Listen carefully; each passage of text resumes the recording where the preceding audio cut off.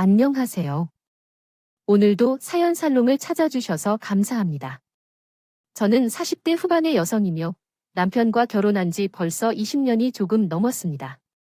결혼 전에도 물론 이런저런 문제들이 있었지만 결혼 후에는 다들 결혼이 인생의 이학이라는 이유가 있겠구나 싶을 만큼 정말 많은 일들이 있었던 것 같아요.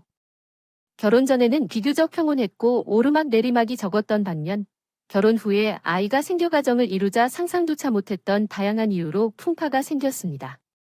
그래도 다행인 건 외부적인 풍파를 제외하면 가정 내에서 발생한 내부적인 문제는 비교적 거의 없다는 점이었습니다. 40대가 되고 나서 이런저런 그들만의 이야기를 갈라놓는 부부들도 꽤 많이 봤습니다. 생각보다 가정의 형태가 매우 다양해지고 이에서 30대의 부부들은 참았다가 40대가 되니 서로 안 맞는 부분을 참고 살았던 게 터져서 헤어지는 부부가 상당히 많다는 것을 발견했습니다.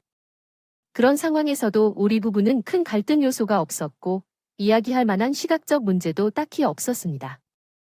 참으로 운이 좋았던 것 같습니다. 그래서 사실 이런 채널이 있다는 것도 몰랐습니다. 생각보다 시댁이나 남편과의 갈등이 심한 집이 많다는 것을 뒤늦게야 알게 되었죠. 사람의 마음은 참으로 감사하다고 평화로울 때는 관심도 없던 이런 종류의 이야기들이 저에게 해당이 되기 시작했습니다. 결혼한 지 얼마 되지 않아 내가 지켜내기 싫었던 사이조차 버리고 헤어지는 것이 더 나을 것 같다는 생각이 들었다. 이유는 몰라도 남편이 마치 누이라며 목숨이다 나라며 착각하는 듯한 행동 때문에 점점 거북해져 갔기 때문이다. 결국 이혼을 결정하게 된 건 지속적인 갈등과 상처를 통해 내 안의 사랑도 마저 사랑할 의지조차 사라지게 만들어버린 남편 때문이었다. 그럼에도 불구하고 우리는 서로 놓아주지 못하고 지금까지 이 끝내지 못한 사이로 남아있었다.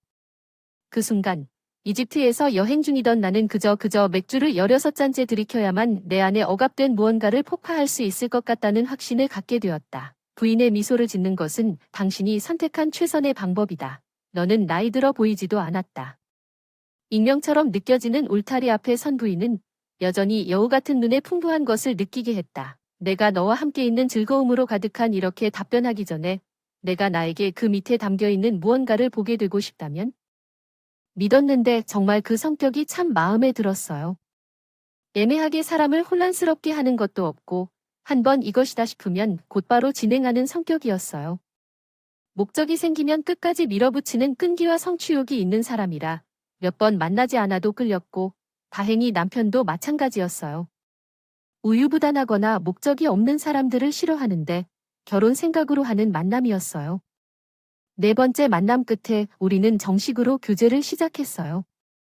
제 꿈은 현실적이고 나이에 걸맞은 결혼이었죠. 요즘에 이런 얘기를 하면 약간 시대에 뒤떨어진 얘기로 느끼실 수도 있겠지만 그 당시에는 정말 그랬어요.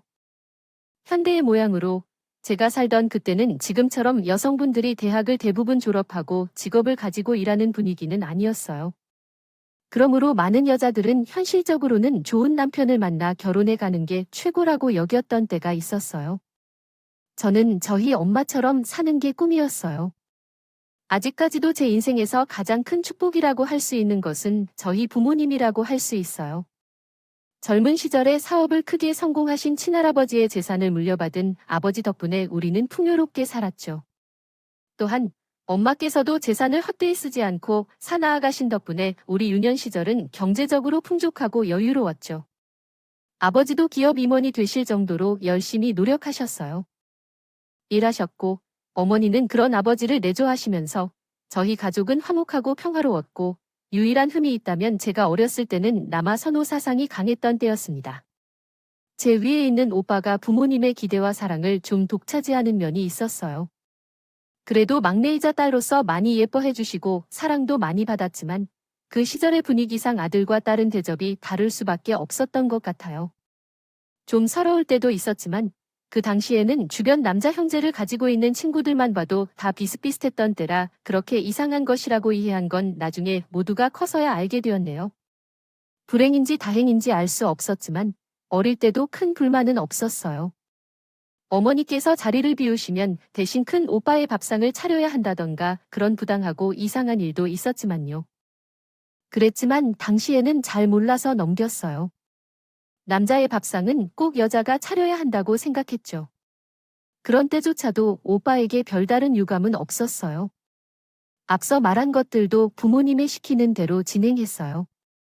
오빠가 직접적으로 요구한 적은 없었고, 오빠도 하나뿐인 여동생으로서 가끔 용돈도 쥐어줬어요. 나이 차이가 6살 정도 나서인지 다른 집의 오빠들과 다르게 제게 폭력을 행한 적도 없었어요. 그래서 저는 그야말로 화목한 가정에서 잘 자랐다고 생각해요. 그러나 그렇게 키워준 것이 결국 나중에 문제가 된 건지 오빠는 부모님의 기대에 부응하지 못하게 되었어요.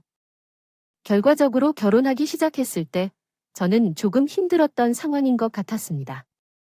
제가 꾸준히 다니던 직장 한 곳을 떠나 이리저리 방황하는 동안 부모님이 가게를 차려주셨어요. 당시에는 사무직에 적응하지 못해서 아무것도 할 줄 모르니 저희 오빠의 제안으로 가게를 열어보기로 했죠. 당시에 저는 무용을 전공한 후 문화센터에서 강사로 일하고 있었기 때문에 모호하게 무용학원을 찾아보고 싶다는 생각을 했었어요. 이것은 인생에서 처음으로 실현하고 싶은 꿈 중 하나였지만 현실적으로 학원을 열어보기로 결정했습니다. 부모님으로부터 100%의 지원을 받아야 하는 상황이었기 때문에 접어버리기 얼마 안 된 상황에서 부모님이 선뜻 가게를 차려주겠다고 해서 내심 부러운 마음이 있었어요. 하지만 그 당시에 저는 남편과 결혼을 앞두고 있었고 아이를 낳고 가정을 꾸려면 그 가정에 집중해야 한다는 마음을 동시에 품고 있었기 때문에 오빠라도 하고 싶은 일을 하고 살면 좋다고 생각해서 말아버렸죠. 그런데 오빠가 사고를 치기 시작한 건 그 가게를 차려준 이후였다. 잘 지내지, 엄마? 안 그래도 전화 한 번 드리려고 했는데 엄마는 별일 없으시죠? 별일이 없었으면 좋겠다만 내가 진짜 성훈이 때문에 미치겠어. 왜냐하면 오빠가 또 못하겠대요. 애가 왜 이렇게 진득한 맛이 없는지. 뭐 하나 시작했으면 끝까지 해야 하는데 좀 안 되겠으면 바로 그만둬야지. 다른 걸 하겠다고 한들 내가 제명에 못 살겠다고 한단 말이지. 오빠는 정말로 하고 싶은 게 있다기보다는 그냥 부모님이 주신 대로 그때그때 관심 있는 종목에 뛰어든다는 느낌으로 장사를 했어. 그래서 유행이 꺾이고 매출이 떨어진다 싶으면 금방 흥미를 잃어버렸어. 문제는 오빠가 장사를 해도 본전도 못 뽑은 상태에서 늘 일을 꾸역꾸역 관뒀던 게 문제야. 두 번째 치킨 가게를 차린 건 접기로 결정해도 할 수 없지라고. 분위기였는데 세 번째 새로운 사업을 시작하겠다고 할 때 집안 전체 분위기가 그 정도로 안 좋아졌는데도 부모님들에게도 부담이 되는 상황이었어요. 처음에는 철없는 오빠의 방황 정도로 생각했던 제게도 그때는 오빠의 나이나 부모님의 연세와 노후 등이 걱정되기 시작하더라고요. 우리 가족 모두니 더 이상 오빠가 변 뿌리면서 돈을 새도 나가지 않고 이제 그만 적당한 일을 찾아서 스스로 밥을 벌어 먹고 살았으면 하는 마음으로 기대했어요. 그러나 오빠는 이상한 고집으로 마침내 세 번째 사업을 포기하지 않았어요. 가족들은 다 황당했죠. 아, 엄마, 이번에는 정말 잘 될 거라니까요. 요즘 대왕 카스테라가 얼마나 잘 되는데요.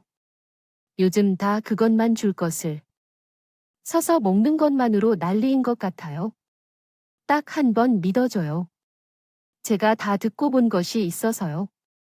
이런 말을 하는 거라니까요. 너는 정말 우리의 재산을 그러려고 남기고도 그런 말을 하는 거야? 정신이 없는 놈 아무튼 이번에는 결코 안 돼요. 아빠, 정말 거친 길에 가지 않겠어요. 젊은 사람들이 요즘 그걸 먹지 못해서 화를 내 이번에 돈을 벌면 정말 효도할 거예요. 지금까지 낭비한 돈도 다 돌려드릴게요. 저희 나이에 어울리지 않는 오빠의 투정에 부모님은 매우 화를 내셨어요. 저도 반대하고 싶었지만 부모님의 판단이니 더 말할 여지가 없었어요. 이번이 정말 마지막이에요.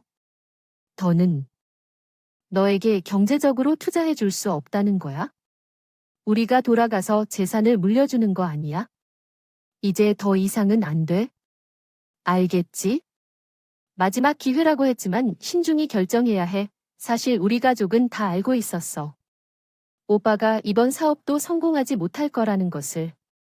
대왕 카스테라는 유행하는 종목이었지만 처음에는 좀 번화하다가 유행이 사그라들면서 점점 폐업을 향해 가게 되었어. 세 번째로 장사에 실패하니 우리 부모님은 상당한 손해를 보셨어. 이제 더 이상은 경제적으로 도와줄 수 없고 오빠가 새 일자리를 얻길 바랐지만 오빠도 사업과 마찬가지로 어떤 것 하나를 제대로 못 해내겠지. 아니요. 오히려 사장으로 일하며 직원들을 관리하는 업무만 하다가 다른 분야로 들어가서 적응이 어려운 것 같았어요. 미선아야, 김서방 돈 좀 빌려줄래? 오빠가 연락해서 비교적 오랜만에 연락 오거든. 그게 이야기야. 왜 생각할 말도 못해? 당연하지. 나도 오빠의 동생이지만 이제는 결혼을 해서 가정이 있는 사람이야. 그래서 그렇게 편하게 돈을 빌어보는 건 예의에 어긋나는 것 같아. 그러면 너는 일을 하든가? 그런데 여자라서 열심히 일 안 하고 남편 때문에 맛을 봐도 되는 건 무슨 소리야? 여자들도 공부를 하지 않고 남편만 잘 만나도 먹고 사는 것이 가능할 수 있잖아. 집에서 하루 종일 빈둥빈둥 놀다가 빨래하고 청소하고 요리하면 그만 아니다. 그렇다고 혼자 하는 것도 아니고 남편도 때때로 더워하겠지. 내가 요즘 가장 부러워하는 인생은 오빠의 것 같아. 내 인생을 그렇게 쉽게 판단하는 오빠가 뭔데 나도 나에게 처음으로 생겼던 꿈을 오빠 때문에 접었어. 부모님께 지원을 부탁하면 어떨까 고민까지 해봤을 정도로 꽤 진심이었는데 오빠가 직장을 그만두면서 그동안 오빠에게만 쏠리던 경제적 지원도 더 커지게 됐어. 그리고 솔직히 편안하게 산 것은 오빠 쪽이 훨씬 더 맞아. 결혼 전까지는 성실하게 열심히 일했어. 결혼 후에도 나는 그랬지만 남편은 내가 육아에 집중하기로 해 일을 그만둔 거야. 오빠는 어릴 때부터 엄마 아빠가 잘못을 해도 믿고 오냐고 오냐. 실수를 해도 오냐 오냐 하고 방 청소를 스스로 해본 적도 밥 한 번 제 손으로 차 먹어본 적 없지. 도대체 그동안 엄마, 아빠가 인간 되라고 공부시켜준 건 다 어디로 가고 이렇게 망나니가 됐어. 솔직히 오빠 3번 말아먹고 우리 집 재산 절반 이상 말아먹는 동안 나는 오빠한테 불평 한 번 안 했어. 오빠도 오빠 나름대로 힘든 점이 있겠거니 싶어서. 근데 오빠 뭐야? 내가 어떻게 지내는지 관심도 없으면서 싫은 소리 좀 했다고 대뜸 내 인생이나 비난하고 오빠가 그러고도 오빠야. 그러고도 인간이야. 그래.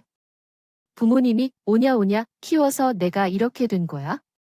근데 뭐 부모님이 마냥 오냐 오냐 하신 줄 알아. 나는 장남이기 때문에 더 똑똑해지도록 해야 한다는 이유로 집안을 이렇게 정돈해야 한다고 말했지만 괜한 욕심을 내어 부담을 많이 주었던 것이 내 부모님이었다. 너는 막내이기 때문에 아름다움만 유지하면서 자라야 한다고 말해 오빠의 부담을 모르는 것 같았다. 하지만 그러한 부담이 얼마나 나를 고통스럽게 만드는지 내가 이해했으면 하는 마음이 들었다. 싸웠던 당시에 나이가 40을 넘은 사람이 그런 말을 하는 것을 보고 어이가 없었다.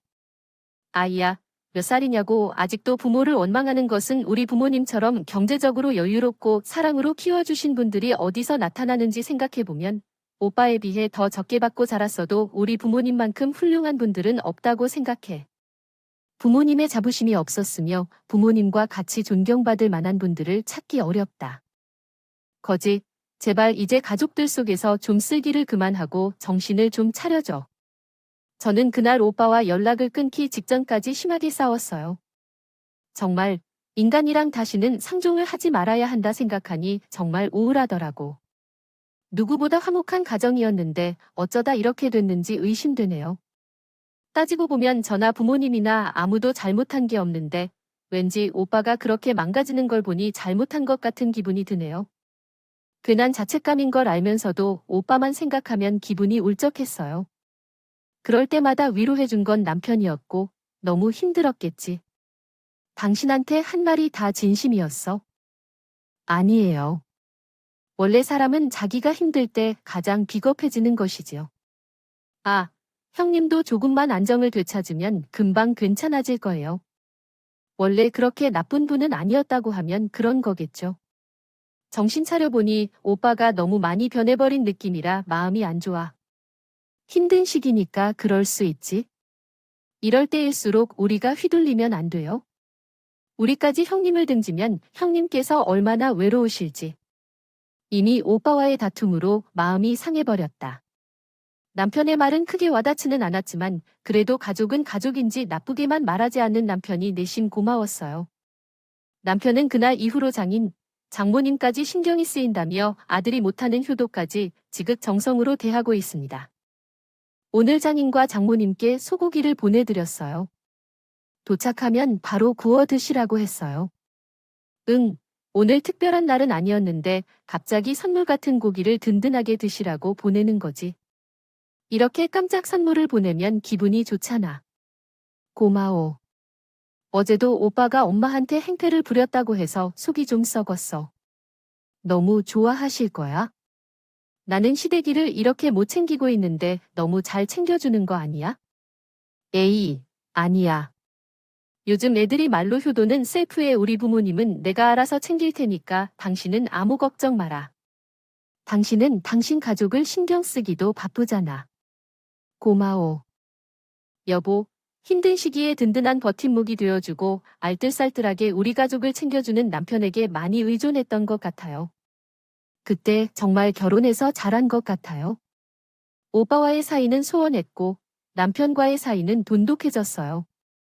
우리 부모님 역시 아들의 부재를 사위가 채워준다고 생각하셨던 것 같아요. 누구보다도 아들에게 많이 기대하셨던 두 분이니 그럴 만도 했어요. 번듯한 직을 세심하게 챙겨주는 다정함 등 부모님께서 원했던 아들이었던 사돈께 어쩜 자식을 잘 키우셨을까? 우리 아들도 김서방 반에 반만이라도 닮았더라면 참 좋았을 텐데 내가 아들에게 못했던 효도를 김서방에게 다하다 보니 좀 더 살 것 같아 숨이 조금 터질 것 같네요. 고마워요, 김서방. 그럴 만한 말이야. 나도 아들 자랑은 못하더라도 사위 자랑은 많이 할 말이 많아. 어찌 나처럼 이런 세상에 김서방 같은 사위가 없어. 처럼 가지고 애지중지로 키워놓았는데 어떻게 부모 속만 까맣게 서 있는지 몰라. 형님도 마음 잡으면 금방 괜찮아질 거예요. 장인님, 그때까지만 조금 참고 기다려 주세요. 그동안은 우리가 더 잘할게요. 어쩐 말도 이렇게 예쁘게 하지만 솔직히 처음에 김서방이 우리 집보다 조금 덜 환경이의 부모님. 지원도 못 받는다고 해서 결혼을 좀 망설였는데 역시 그때 그냥 결혼을 시키길 잘했어요. 우리는 김서방을 보고 결혼을 허락받았거든요. 어려운 환경에서도 참으로 사람이 훌륭하게 자랐어요. 우리 성훈이를 풍족하게 키워놓으니 아주 잘 컸어요. 망나니가 되는 것 같았는데 자꾸만 비교해서 미안해요. 김서방을 보면 자꾸 우리 성훈이가 떠올라요. 아들을 가진 부모의 마음이 이런가 봐. 김서방이 이해를 좀 해주길 바라면서 저놈이 그러는 게 안타깝더라고요. 하조 장모님은 언제든지 힘든 일이나 속상한 일이 있으면 털어놓으세요. 글쎄, 어제는 저 과관 성격에 아직도 친구가 남아있는지요?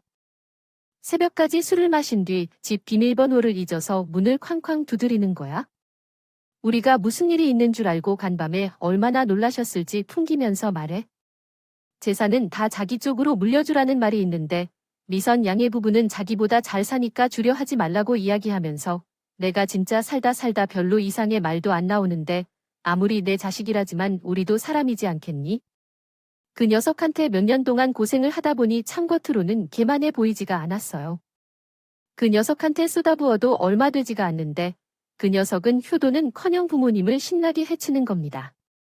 공손하게 대해 달라고 부탁해 줄래? 힘들어서 말이야. 우리도 바보는 아니지만 그 녀석한테는 더 이상 줄 수 있는 게 없는 거려. 우리도 투자한 만큼 투자했던 우리 착한 딸은지 오빠에 비해 받은 것이 하나도 없는데도 불평불만 없이 이렇게 잘 사는 걸 보면 기특해 죽겠어요. 다니까 우리가 남은 재산은 다 미선이한테 줄 거예요. 우리도 사람이고 우리한테 잘하는 자식한테 주고 싶어요. 안 그래요? 맞아요. 그 자식한테 재산 있는 사람은 우리 김서방을 주는 게 더 낫겠어요. 그래서 우리가 재산을 안 준다니까 길길이 날뛰면서 집에 있는 물건을 다 때려 부수는 정신 나간 놈한테 주느니 야무지고 똑똑하며 우리한테 잘하는 김서방한테 주는 게 더 좋지 않을까 싶어요. 아이, 너무 과찬이세요. 저는 그냥 사유로서 하는 도리를 하고 있을 뿐이에요. 사위라고 누가 이렇게 다 잘하지? 다른 집 얘기를 들어보면 다들 처가 재산에만 관심이 있다는 걸 말이에요.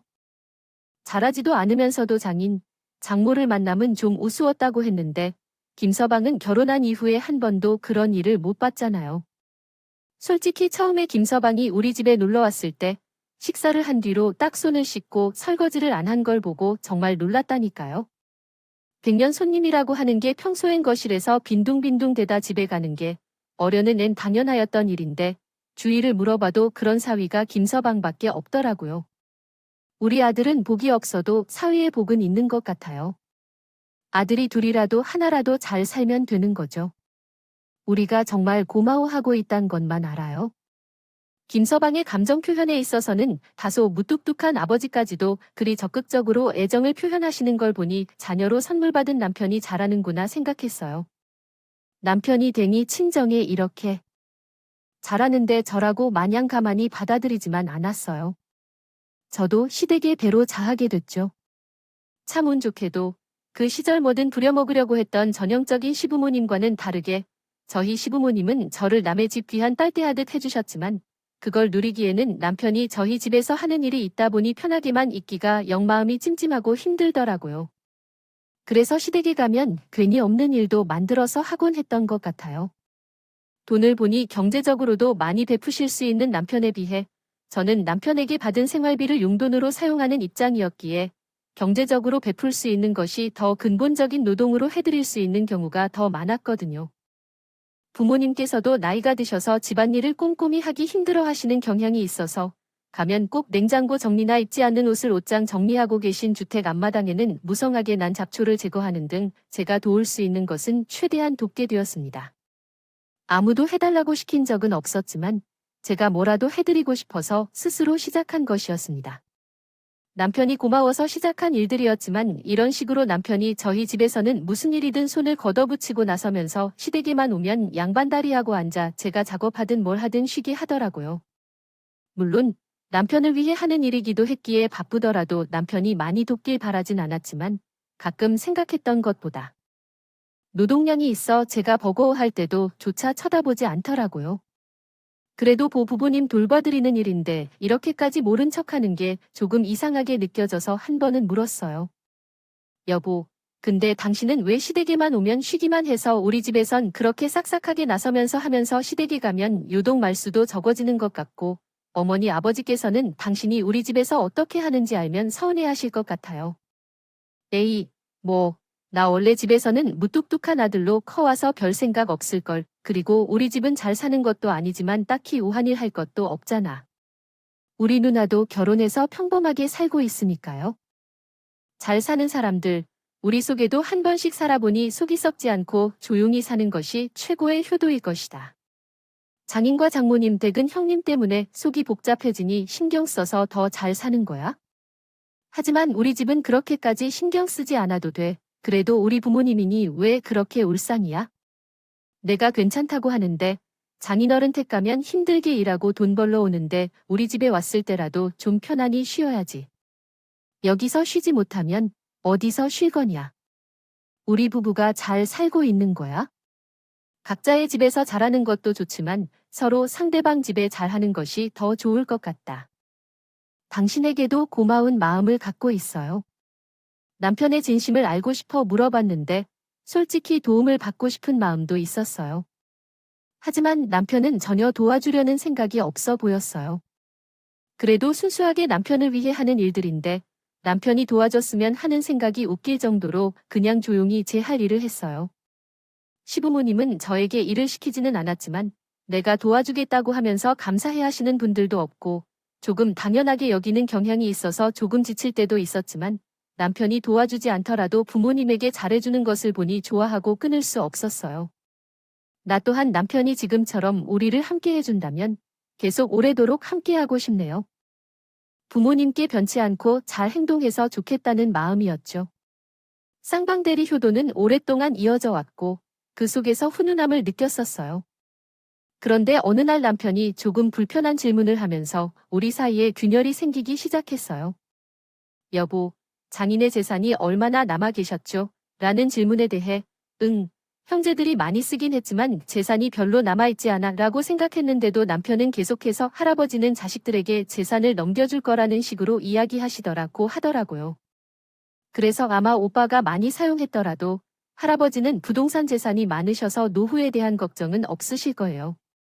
아마 우리에게 물려주신다는 말씀도 있었던 것 같아요. 라고 전달했습니다. 그리고 그게 정확히 어떻게 될지에 대해서는 아직 확실하게 알 수 없는 상황입니다.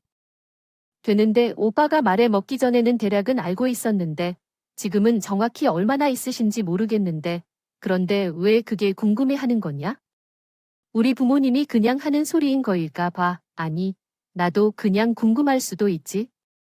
왜냐하면 남편이 어색하게 웃는데 뭔가 기분이 이상하더라고요. 처음으로 제게 말하지 않은 꿍꿍이가 있는 것 같은 표정을 하고 있었거든요. 그래도 이렇게 나름대로 긴 세월 동안 자라는 건 힘든 일이기 때문에 남편이 엉뚱한 생각을 했다고 생각하기는 좀 어려웠어요. 그런데 사람의 마음이 참 간사하게도 그날 그렇게 그게 우리 부모님의 남은 재산을 캐물었던 게 뒤로 계속 생각이 나더라고요. 부모님께 잘하는 모습을 유지한다고 생각하는 것은 쉽지 않았습니다. 부모님에게 재산 때문에 잘하지만 혹시 받을 세상이 심드렁해 보여서 그런지 의심이 들기 시작하니 근거도 없는데 마치 커져만 가는 기분이었습니다.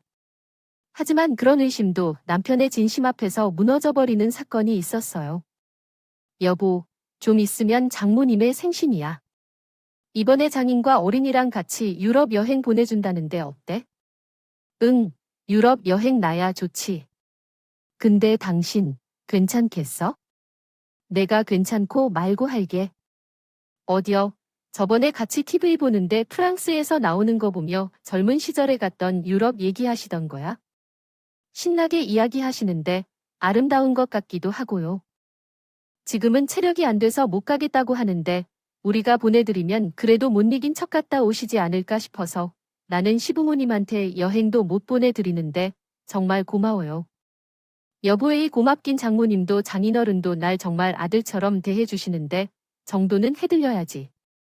유럽 여행이면 적은 돈도 아닌데 그걸 선뜻 저희 엄마 생신에 선물해 드리겠다는 남편을 보며 남편의 순수한 의도를 괜히 의심한 스스로에게 실망하고 죄책감을 느꼈어요.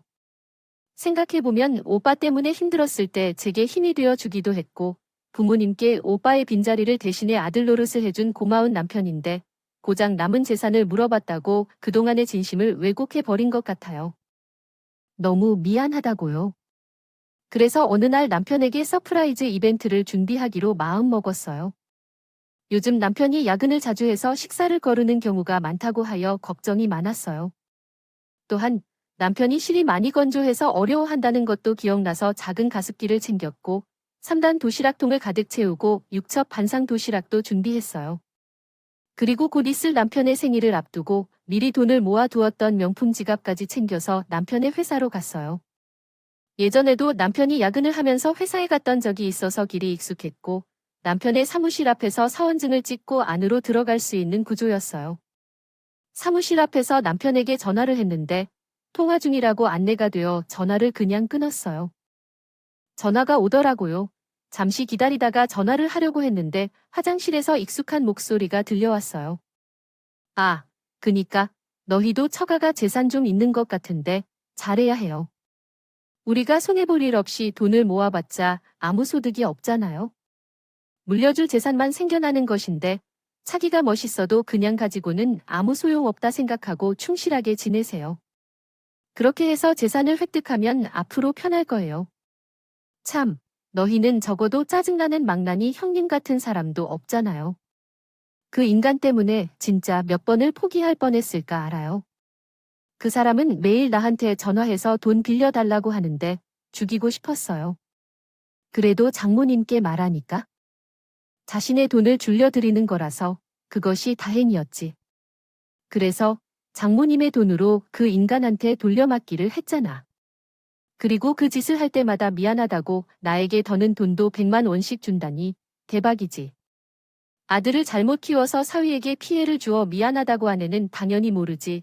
비밀로 해주라는데 당연히 비밀로 해주어야지. 아내가 알아서 좋을 게 뭐가 있어. 나는 귀찮은 망나니 때문에 그럴 때마다 100만 원씩 받고 그 돈으로 효도를 하고 한심을 사고 이보다 더한 선물이 어디 있겠냐. 최근에는 나에게 남은 재산을 주기로 약속해 주셨다니. 어차피 주는 것이 딸에게 줄 것이니. 주는 것이 똑같은 거랑 같다면서 대박이지. 아우, 나이와 재산을 받으면 이혼하고 어디 젊은 여자나 좀 꼬셔볼까 봐. 재산 많다 하면 들러붙을 멍청한 여자들이 많을 텐데. 아내는 아무것도 모르고 우리 집에 충성하고 있는 게 좀 미안하긴 한데 어쩔 수 있나. 세월이 이렇게 흐르니라는 개뿔. 자식같이 키운 전우에 밖에 안 남았다. 너도 뭔지 알지? 야, 두고 봐라. 이번 여행만 끝나고 돌아오면 그 집안 재산 다 내 거 된다. 이번에는 마음 확실히 고치시고 내가 그동안 받은 돈을 모아놨다가 확 푼 거야. 이 돈이 더 큰 사랑으로 돌아올게. 너무나도 분명해 보이거든. 형님이 하는 거 잘 봐놨다가 너도 써먹어라. 이거 어디서 돈을 주고도 못 듣는 강의야? 화장실에서 들려온 저질스러운 것. 대화의 주인공은 다름 아닌 남편이었다. 제 귀를 의심했지만 길어지는 통화에 거듭 반복되어 들려오는 목소리는 의심할 여지 없이 제 남편이었고, 남편의 입에서 나온 말들은 하나같이 제가 알고 지내던 남편과는 정말 다른 사람 같았어요. 뒤늦게 밀려오는 배신감에 저는 정말 기가 막히고 팔짝 뛰겠다고 혈압이 급상승해 당장이라도 쓰러질 것만 같았어요. 저는 남편이 나오기만을 기다렸어요. 남편은 신나게 떠들던 통화가 끝나자 손을 씻고 나오더군요. 제가 어두운 복도에 앉아있는 걸 본 남편이 소리를 질렀어요. 여보, 시간에 여긴 어쩐 일이야? 어쩐 일이긴 난 내가 그딴. 우리 부모님이 돈으로 효도하는 줄도 몰라서 고마운 마음에 미리 준비해왔는데 나쁜 자식인 나는 너처럼 부모님을 편하게 대할 수 없다. 돈으로 효도하는 나는 몸으로 부모님을 섬기기 위해 최선을 다할 것이고 너를 보면서 새로운 종류의 사람을 처음으로 만나게 된다. 우리 부모님이 재산을 주면 정말 난 너와 같은 존재 같아 보일 거야? 나는 너의 실체를 드러내겠으니 꿈꾸지 마라. 아이 참, 내가 왜 그래? 남자끼리 가오 잡겠다고 한다고요? 대화, 자식이 자기네 처가도 꽤 잘 산다고 은근 자랑하잖아. 그래서 한 소리야. 응, 오해하지 마. 제발, 오해는 무슨 오해? 녹음 다 떴는데 한 번 앉아서 같이 들어볼래? 오해인지 아닌지 너는 이제 죽도 밥도 없는 줄 알아? 사람이 어떻게 이렇게 겉과 속이 다르니? 이런 소름 돋는 니간, 너 같은 인간한테 속아서 아들처럼 예뻐한 우리 부모님이 불쌍하다. 어은, 여보. 근데 뭘 그렇게 싸들고 온 거야? 그 명품 로고는 뭐야? 너니 와중에도 이게 궁금하냐? 원래 너한테 줄 생일 선물이었다. 이제 대화. 아니지만 너는 이거나 주워 먹던가. 맨날 집에 와서 배고프다 징징대지 말고. 저는 뻔뻔하게 명품 봉투를 가리키는 남편의 머리끝까지 화가 나. 도주하는 그것과 비교하면 상대적으로 남편에게 하는 행동도 어딘가 싸움의 시작이자 끝일지도 모른다고 생각해요. 그리고 제가 디테일을 말하고자 현재 가족이 일대별로 이야기 중이라는 것은 이런 이야기에 치근의 독식이 있다고 여기어 알림이를 주고 싶은기도 하지요. 부디 내용을 읽어주세요. 한참 즐겁게 하고 계셨던 여행의 분위기를 망치고 싶지 않아서 제가 들려드릴까 생각했던 녹음한 것은 아들이 속상해하시는 것만으로도 힘들어하셨고 믿었던 사위가 배신했다는 생각을 안 하게 해드리고 싶은 마음이 커서 나와 성격 차이로 헤어지고 싶다고 말씀을 드렸어요. 부모님은 처음에는 아쉬워하며 말리긴 했지만 제가 불행한 것은 바라지 않는다고 하셨어요. 그런데 어떤 길을 택하든 제가 행복해지는 길을 택하라고 응원해 주셨죠. 제가 깔끔하게 이혼하고 싶었지만 남편이 합의 이혼을 해주지 않아 소송까지 갔어요. 이혼하고 싶지 않은 이유도 어쩌면 우리 집에서 떨어질 콩고리가 없어질까 봐 그러는 게 뻔히 보여서 참 역겹더라고요. 이혼 소송 과정에서 남편은 추한 행동을 보였고 결과적으로 말씀드리면 우리 부모님도 그때 남편에게 남아있던 좋은 감정들을 차차 정리하신 듯해요. 아무리 사위가 백날 잘해봤자 부모님 팔은 안으로 굽어 든든한 딸의 편에서 주셨죠. 소송 과정에서 부모님도 뭔가 이상한 점을 느끼신 것 같아요. 부모님은 그동안 잘 지내셨는데 왜 이렇게까지 하냐 내 딸이 괴롭다 그만 서로 힘들게 하지 말고요. 여러 번 남편에게 놔주자고 설득했지만 남편은 이혼하면 더 이상 장모님을 못 뵙지 않느냐는 등 이상한 말로 저희 부모님을 설득하려고 했어요. 저희 부모님은 정말 그렇다면 우리끼리라도 얼굴이라도 가끔 보고 지내면 안 되느냐 했지만 남편이 이상하게 고집을 부리니 얘가 뭔가 꿍꿍이가 있는 놈이었구나 어려운 부디 알아채신 것 같아요. 아무리 장인 되기 좋아도 아내가 싫다는데 장인댁과 연이 끊어질까 봐 이혼을 안 해주는 것만큼 이상해 보이는 게 어디 있어요. 남편이 컨셉을 잘못 잡아도 한참 잘못 잡았던 거죠. 이후에도 남편은 유럽 여행으로 그동안 열심히 받아다 기껏 모은 돈까지 날려버렸어요. 버리자 아깝다고 생각했는지 저희 부모님께 몇 푼이라도 뜯어내려고 자꾸 연락을 시도하는 것 같았어요. 부모님도 그걸 불편하게 생각하셨고 저는 어차피 이제 끊어진 인연이니 예전처럼 아들로 생각하지도 말고 칼같이 거절하시고 남편의 모든 연락처를 부모님 휴대폰에서 차단시켜버렸어요. 부모님도 딸과 헤어진 사위에게 더 이상 경제적 지원까지 해줄 생각이 없으셔서 다행이었죠. 그동안 이런 식으로 콩고를 떨어질 것만 기대하고 저희 가족 모두를 속여왔다고 생각하니 자다가도 괘씸하고 분해서 잠이 확 달아나더라고요. 하루에도 몇 번씩 생각하면 울컥했어요. 더 늦기 전에 알게 되어야겠어요. 천만 다행이긴 했지만 저는 이혼한 이후로 학습지 교사 일을 구해서 하고 있어요. 적지만 번 돈으로 부모님께 맛있는 것도 사드리고 좋은 옷도 사드리고 하니 기분이 매우 좋더라고요. 이런 즐거운 일에 돈을 버는 건가 싶기도 했고요. 이제 와서야 나에게 있는 행복을 깨닫게 되어 정말 다행이라 생각해요. 그동안 남편에게만 의지하고 돈을 받아 살아왔던 삶이 조금은 아쉽긴 하지만 어쩔 수 없어요. 지금부터가 제 인생의 새 출발이라 생각하니 조금은 아파하지 않은 것 같아요. 더 열심히 효도하며 제가 더 잘 살아보겠습니다. 응원해 주세요. 제 이야기는 여기까지입니다. 항상 여러분 모두가 행운 가득하길 바라며 여러분의 사연에 대한 응원과 현명한 조언을 부탁드립니다. 좋아요와 구독은 저에게 큰 힘이 됩니다. 오늘도 좋은 일 가득하시길 바랍니다.